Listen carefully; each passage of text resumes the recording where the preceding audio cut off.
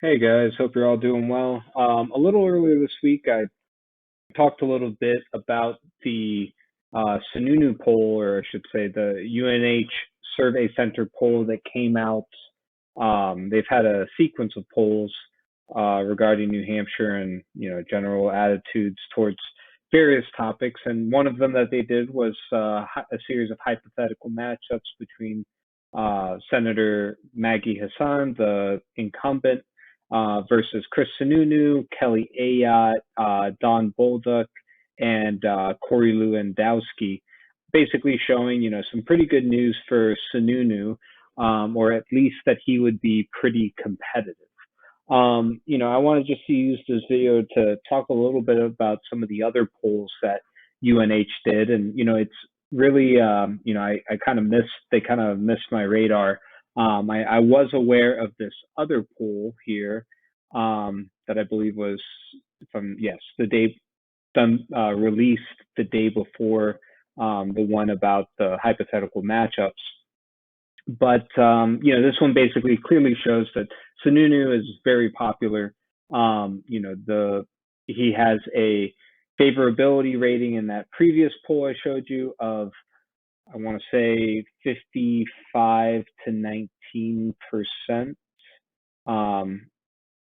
Yeah, so you see like Hassan, she's at 42 to 38. Sununu's 55 to 19%, which is pretty good in terms of favorability.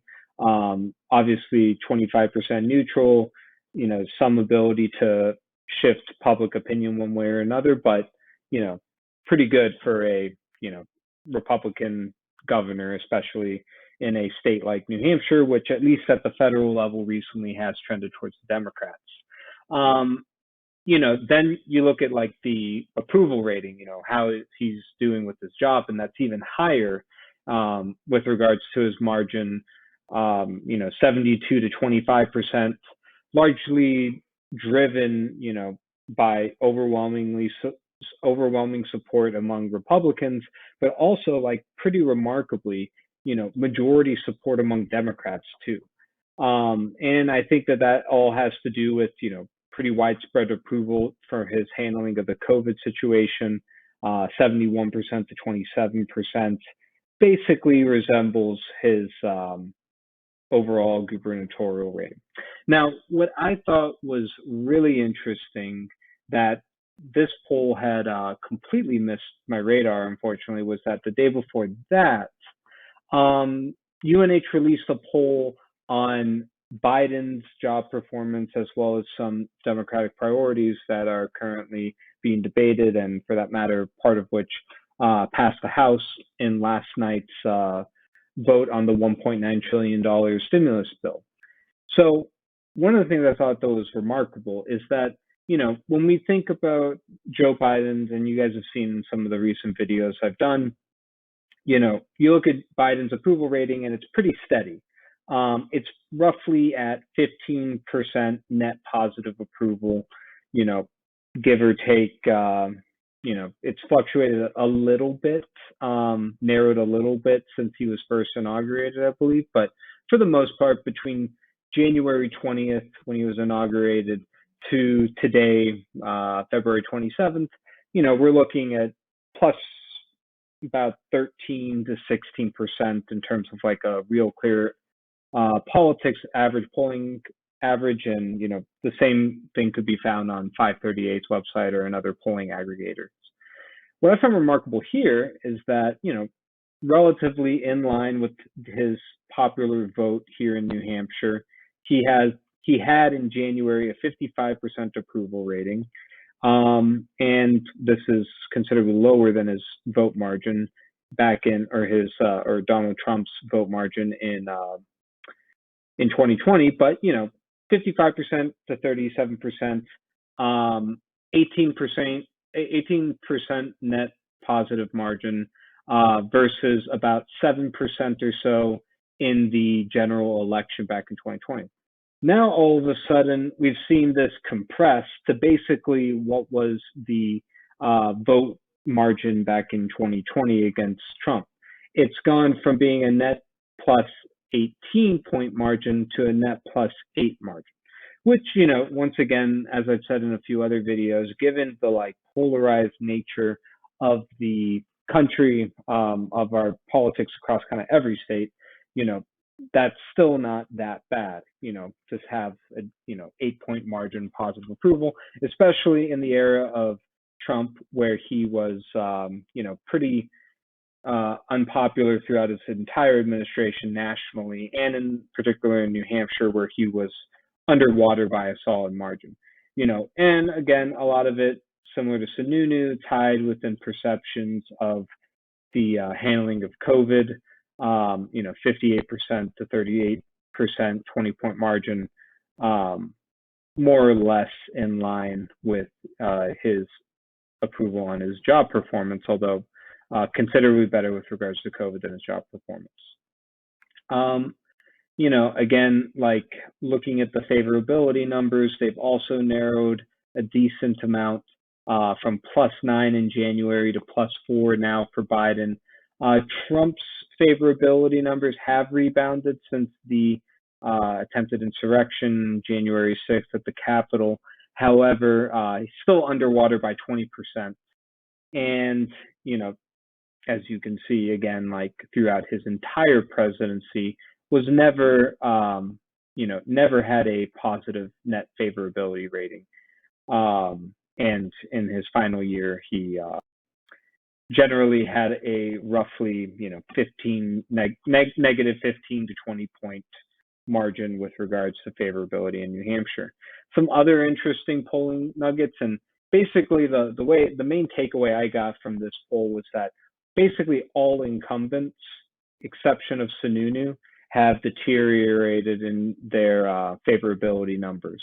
McConnell went down from 25% approval to 4% approval, which is between September and February. McCarthy is not very popular. Schumer is not popular, although a little bit more so than McCarthy and a lot more so than McConnell. Pelosi is also not very popular, although again, is more popular, and also more well-known than her House minority counterpart, McCarthy, on the Republican side. And then when you look at like the minimum wage here, which is a big part of at least the House version of the Biden stimulus plan, one of the things that I thought that was really surprising, and again, it's tough to really compare poll to poll because each poll uses different methodologies, so it is tough to say in many ways. But, went from a net positive 14 margin in January, just a month ago, to net positive 5. So a 9-point drop in just the course of a month, which I think is, pretty remarkable. I mean, same thing with like student loans. Basically 49% are in favor of some level of cancellation of student loan debt, 44% against. And I think that the general mantra has been, and let me pull up the Economist YouGov poll here, which I've discussed in a few other videos, like, nationally speaking, 58% margin in support versus 38% against. The national kind of narrative that I've at least heard in the media is that opposition to the minimum wage, and for that matter, just generally speaking, the COVID bill, which has 66% to 25% support, at least nationally in this Economist YouGov poll, is going to result in the Republicans potentially regretting those decisions to, not vote yes on it in the 2022 midterms. Yet, at least in New Hampshire, there seems to be some, discontent with regards to a lot of those measures. Definitely a lot more so than you would expect for a battleground toss-up state that, realistically should more or less reflect the national political mood one way or another. So, I thought that those numbers were really interesting and kind of surprising. And, the support on Trump's acquittal, or support or opposition was, more or less in line, I believe, with national numbers. I think a little bit more opposed to his acquittal than the national numbers. But again, a 10-point margin against it being opposed to his acquittal, which I think is to be more or less expected. Um, One of the things that I found to be somewhat surprising here, in a good way, in my opinion, is that it has been viewed that, you know, Trump has just like a fierce lock on the Republican Party. And that is, I think, in many ways true. But, in New Hampshire, which is many ways like a gatekeeper, so to speak, with regards to the primary and who gets nominated ultimately, this number, I thought 58% of Republicans wanting him to definitely or probably want to run, um, based on their party identification, is pretty surprising to me. I would have expected it to be a lot higher, and frankly, I didn't realize that in the aftermath of the insurrection, although obviously you expect it to dip, I didn't realize it had fallen to less than 50% at 47% here. Um, and of course, 58% is more or less what it was back in November and December. But still, I do think that, if you assume that definitely or probably wanting to vote for Trump, in 2024 is more or less indicative of what the, vote would look like. I do think that this 58% number is lower than what I would expect among people identifying as Republicans. And you add in independents, many of whom will choose to vote in the Republican primary in 2024, at only 19%. I do think that that does offer some hope for, the anti-Trump faction of the Republican Party, or whatever is left of it, to potentially mount some sort of credible challenge to Trump. That could be very Pollyannish of me. I do want to see a lot of, I do think that Trump succeeded in bringing in new working class voters into the party, which I do think is a positive development in many ways. But I do think most of the things that he brought in to the party, which I would broadly characterize as right wing populism and general authoritarian, or at the very least anti-democratic, anti-media type tendencies into the party, have been very bad for the party, to say the least, and on net balance, a great negative. Again, important to remember that many Republican candidates down ballot greatly outperformed Trump in many races across the U.S., although, of course, not in all of them. So that was just something I wanted to point out, just because you know, and then you guys can all go through the polls themselves.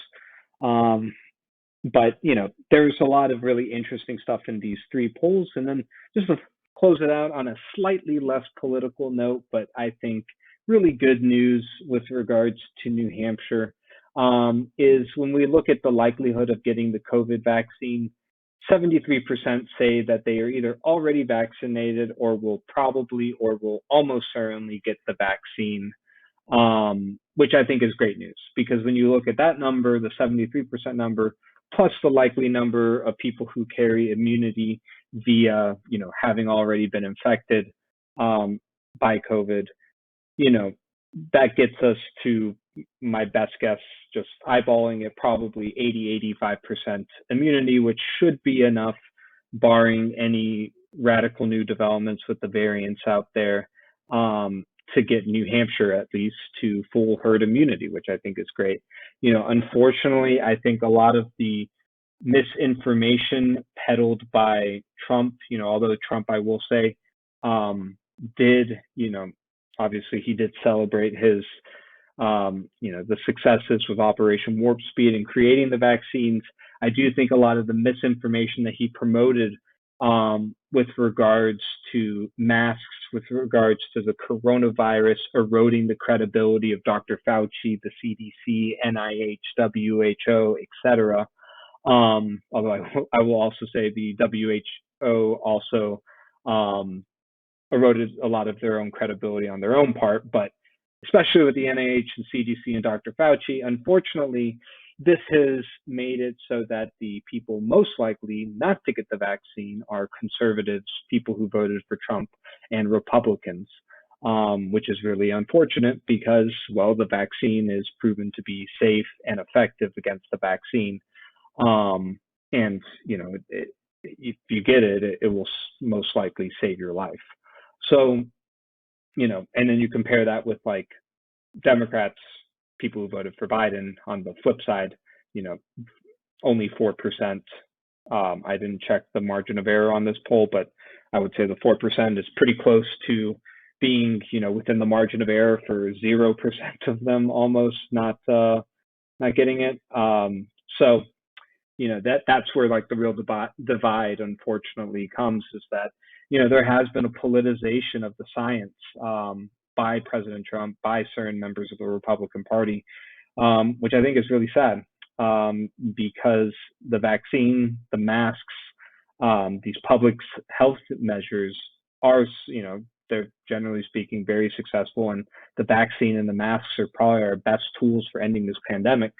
Yet a lot of Republicans, I am not one of them, but other people in my party choose to believe some of the fake information out there, or are just, I would also say a lot of them are just, hesitant in general, which I think is a fair, human emotion to have, that gets compounded when you are exposed to a lot of this fake information from places like the National Vaccine Information Center, which is not an information center. It is an anti-vaxxer organization that does a lot of harm, in my opinion. And I think objectively, in the eyes of anyone who follows the science, a lot of harm with regards to public health. So, my hope is that as we get a little bit further into, 2021, these opinions will shift because they'll see the data that supports the vaccines. But for right now, at least, unfortunately, there is this gap. But in either case, again, let's, just to end on a positive note, it's important to focus on this 73% number. That 73% number is great. And even if the other 24% of people do not get vaccinated, that does mean that we are conferring most likely between that and the people who have already been infected, a high level of herd immunity that will, eradicate the, at least in New Hampshire, the spread of the vaccine. And, these numbers should hopefully be replicated around the United States so that by this summer, we can finally get back to normal. So anyways, wanted to highlight this poll in New Hampshire, give about UNH. UNH Survey Center does some great polls, some great, work kind of throughout the year. And I always am very excited when I see them release a poll. So I'm hoping that, they kind of keep up with this monthly trend of releasing these types of major polls. But in either case, we can look forward to them for the rest of the year and the upcoming 2022 midterms, where I'm sure even more polls by then will be released. And, I'll definitely use this channel to cover them. So anyways, let's end it on this good note of people wanting to get vaccinated in New Hampshire. And yeah, hope you guys are having a great weekend. Please let me know please feel free to like, comment, and subscribe, and let me know if any videos that you're interested in. Thanks again for taking a look, and have a great rest of your weekend. Bye.